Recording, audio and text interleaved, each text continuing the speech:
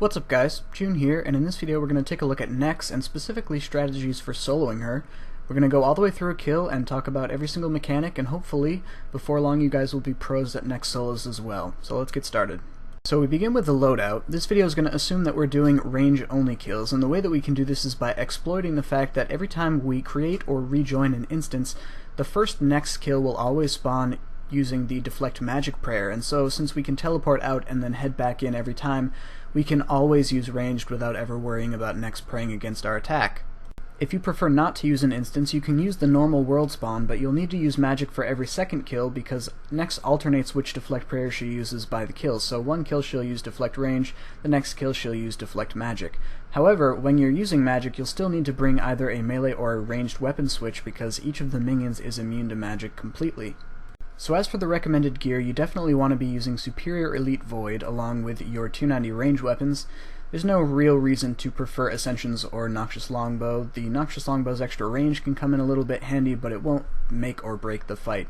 You also need to be using either Bandos, Torva, or Flare Frost boots. The reason for this is that they will skew your melee defense higher than your ranged and magic defense, and the reason that we need to do this is on phases 1 and 2, Nex will force herself into melee distance if your melee defense is lower than your ranged and magic defense. This is extremely important because on Shadow Phase, or Phase 2 specifically, she has a special effect that if you're standing inside melee distance, she has this incredibly high bleed damage effect that occurs during the entire phase, and it will absolutely ruin a solo kill for you. The last important element of your worn equipment is the Reaper Necklace. The effect it has of accumulating a higher accuracy bonus over time is really effective here, and it helps power through the blood phase when you need to really be doing incredibly high DPS to get through it before another Siphon. Aside from these things, just gear up however you can to optimize your range DPS, so things like the Sharpshooter or Reckless auras, Scrimshaw of Cruelty, a Kiln Cape or a Completionist Cape, and a Quiver will suit you very well. In your inventory, you want all the standard things like an Overload, an Adrenaline Potion, 2 Super Restore Flasks, a few Brews, and then Rocktails. And on top of that, you'll want a Ring of Vigor switch, an Enhanced Excalibur for the passive heal over time effect, and 50 Magic Note Papers, which are good for helping loot the Brew and Restore drops, which you really can't carry, but they are very valuable, and so you can lose a lot of your potential income as a result of Nex solos if you aren't picking those up. I'm also bringing along my tier 70 Defender in these videos because I'm hunting the Ancient Emblem, and you aren't eligible to receive it as a drop unless you're carrying it in your inventory, so if that's what you're after, make sure you bring that along as well. As for your familiars, if you're just getting started with Nex solos, I'd recommend just bringing a yak and filling it with food. Cheap food's fine, either sharks, cavefish, or rocktails, so you can just burn through that and not really worry too much about running out of supplies. However, once you've become more accustomed to the strategies that are involved, you should be able to switch to a Shadow Nile. You can get much faster kills and you'll be able to hit much more accurately, and as a result kills will go much more smoothly, but you need to make sure that you're going to be able to do the kill on just the supplies that you can carry in your inventory before you make that switch. Now the last thing we're going to do as part of gearing up is to use the fairy rings to travel to the Glacier Cave. Just by entering the cave we apply the Stone of Jazz boost to ourselves, which gives us a small damage increase in all of the area to the north of the game map, which includes Nex's prison. Now we're ready to begin the fight. So obviously to begin the fight we jump down into the prison, but there's a sneaky little trick we can do here to accumulate a little bit of adrenaline before the fight even starts. After we start our aura and scrimshaws, we can put on our shield and tag Fumus as he spawns and use Escape, Preparation, and Resonance, and then finally Anticipation to accumulate a little bit of adrenaline before Smoke Phase starts. Nex has 3 special attacks on Smoke Phase. The first, which you see here, is she will say let the virus flow through you, and this applies a stat reduction effect over time to the player, which is completely ignorable with overloads.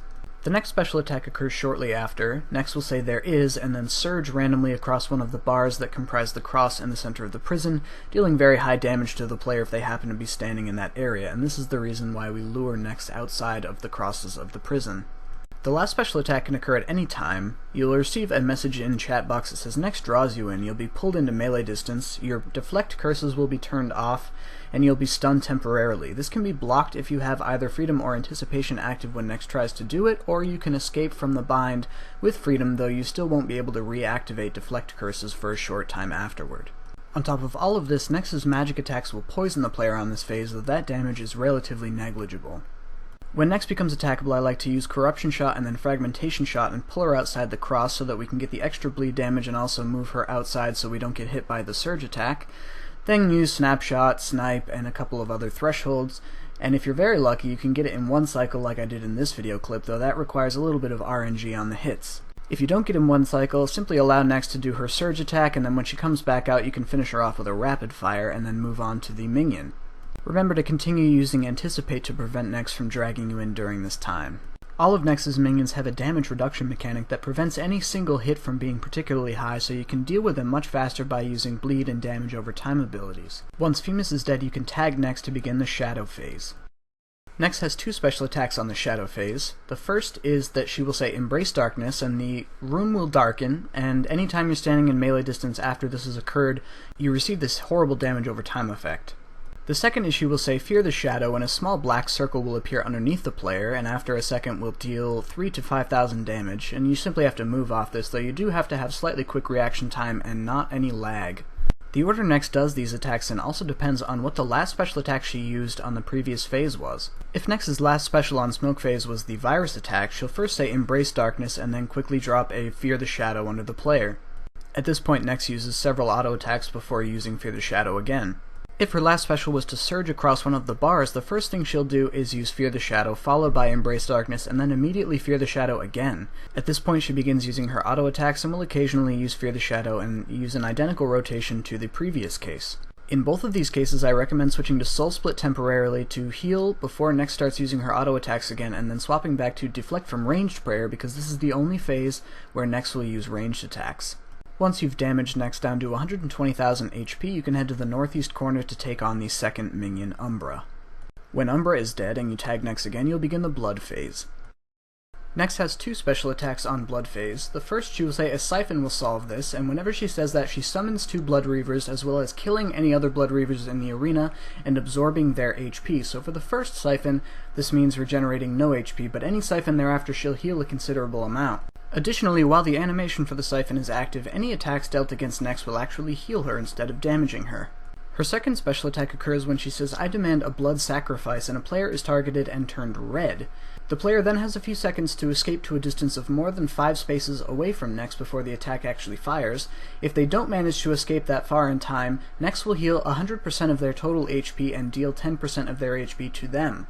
On top of both of these special attacks, all of Nex's basic magic attacks will steal HP similar to the way blood magics do when used by the player, and all damage over time abilities such as Fragmentation Shot and Corruption Shot will heal Nex instead of damaging her on this phase. This is where people tend to start to struggle with Nex solos, because your DPS needs to outperform all of the healing effects that Nex has on this phase, and if you let multiple siphons go off, things tend to get out of hand and you'll find that Nex ends up having more HP than you started with. But there are two ways that I find I can very consistently get these done in one cycle. The first option requires Onslaught and is by far the easier method if you can afford that ability. When you tag into the phase, the first thing you want to do is Devotion when she siphons, and then Anticipate followed by Snipe, and make sure you're at the maxed cast distance for whatever ranged weapon you're using.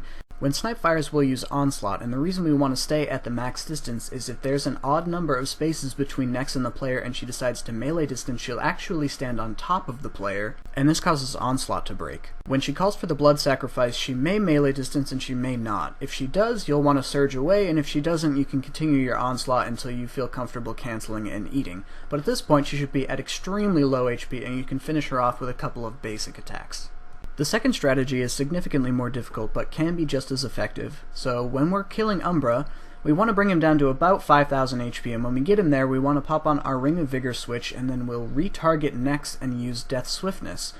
After we use Death Swiftness, we can go back on Umbra and finish Umbra off, and use an Adrenaline Pot to get back up past threshold level, and then we'll walk around a corner to lure Nex inside the Death Swiftness, and the bleed effect of the Death Swiftness will trigger her into the phase, and we need to use Snapshot on the same tick that she's triggered into the phase to get the 2 hits in before the Siphon starts. Once the Siphon begins, we can use Anticipation and then Snipe. Snipe will trigger, and we can follow that with Rapid Fire, followed by a couple of basics, and then we can use Shadow Tendrils, and this should definitely get Nex down to very close to the threshold of 80,000 HP. At this point she'll call the sacrifice, so you'll definitely want to flee from that. And as you can see, even in this clip, I missed my Shadow Tendrils and lost a big portion of my DPS there, and I was still able to get this in one cycle. The last tip to keep in mind is that if for some reason things don't look like they're going well, you can always walk next to stall the next siphon and prevent the healing effect while you get some extra DPS in like you see me doing in this clip. With a little practice and employing all of these tactics effectively, you should be able to get it in one cycle every time. At this point, head to the southeast corner and kill Cruor, the Blood Phase minion. Nex has two special attacks on the Ice Phase. The first occurs when she says contain this, and shortly afterward the space in the melee distance around her will explode in icicles, and if a player is caught in that area, they'll be stunned, their prayers will be turned off, and they'll suffer about 3,000 to 4,000 damage. Shortly after this occurs, a small group of icicles will also begin moving at the player, and if they reach the player they'll deal 1,000 to 2,000 typeless damage.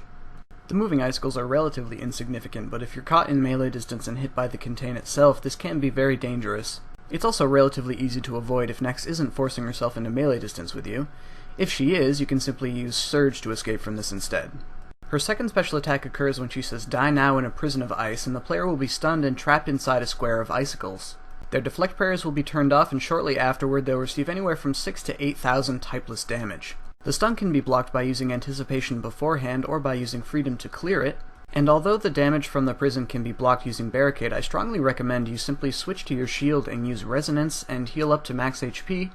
Resonance will allow you to heal the hit directly after the prison and restore some of the HP that you lost, and this doesn't cost you any of the adrenaline that Barricade would. This makes it far easier to deal good DPS on Nex between the special attacks. The order of special attacks on Ice Phase also depends on what the last special attack Nex used on the Blood Phase was, and because the Ice Prison is so unpleasant, I actually recommend waiting on the Blood Phase to tag into Ice Phase until after the Blood Sacrifice attack. This causes Nex to use Contain this first, allowing you time to get off a snapshot and a rapid fire before you need to use Anticipation to block the incoming stun from the Ice Prison, and of course you want to switch onto your shield, heal up, and use Resonance to heal the hit following the Ice Prison.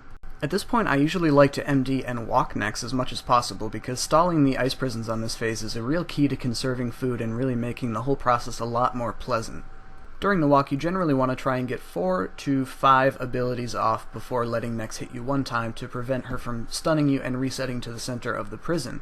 This should give you enough time to fully deplete Nex's HP down to 40,000 before she'd use this Contain again, but if not, you can simply repeat this cycle as many times as needed to get the HP down and move on to killing Glacies. Be slightly more cautious if you get prisoned while killing Glacies, as his attacks will occasionally proc the res and cause you to be vulnerable to the attack from Nex following the prison. Once Glacies dies, you can tag Nex into the final phase, the Zeros phase. When you tag Nex into the Zeros phase, she heals 33,333 HP, and she loses all of her special attacks, though she's able to use some new prayers on this phase. So what I usually like to do is run down to the south wall between these two torches, and do the Vigor switch and drop a Death Swiftness right in the center of the stretch between the torches. The important prayer to be keeping an eye out for on this phase is Soul Split, because Nex's Soul Split doesn't work the same way players do. Instead, anytime she hits the player, she'll heal 2,500 damage flat. So to prevent some of the incoming damage from Nex's attacks, which have also increased on this phase, and also to prevent her from healing using Soul Split, I like to walk her back and forth between these two torches, and you can take one hit on either side to prevent Nex from ever resetting back to the center of the arena and causing that whole disruption.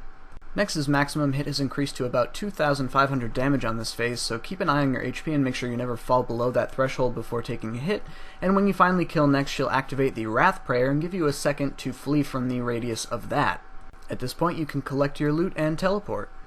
So thanks as always for watching, guys. I hope this was an informative guide and gave you everything you need to get out and try some Nex solos for yourself, because there's a lot of money to be made at Nex.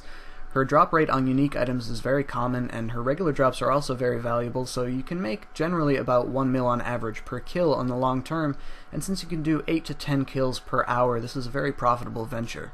As usual, if you've got questions or anything, drop them in the comments or PM me in-game, and I wish you guys good luck with drops, and I'll see you in the next video.